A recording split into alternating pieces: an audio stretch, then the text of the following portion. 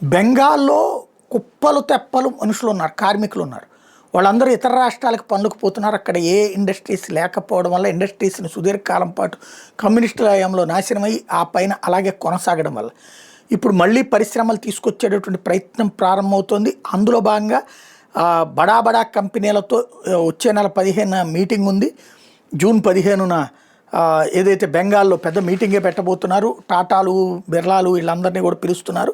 అది ఒక ఎత్తు అయితే ఇప్పటికే టీటాగర్ రైల్వే సిస్టమ్స్ సంస్థ 600 కోట్ల రూపాయల విలువైనటువంటి ప్రాజెక్టు అక్కడ పెడతామని ప్రకటించింది. బుల్లెట్ ట్రైన్స్ మ్యానుఫ్యాక్చరింగ్ అక్కడే పెడతామని చెప్తోంది. అట్లాగే న్యూ షిప్ బిల్డింగ్ వెంచర్ కూడా బెంగాల్కి రావడానికి సిద్ధమవుతోంది. హై స్పీడ్ రైల్ స్పేస్కి సంబంధించినటువంటి వేళ కీలకమైనటువంటి అడుగులు పడుతున్నాయి. ఓవరాల్గా చూస్తే రాబోయేటటువంటి రోజుల్లో ప్రస్తుతం ఇదంతా ప్రచారమా వాస్తవమా అన్నటువంటిది రాబోయే రోజుల్లో తేలుతుంది.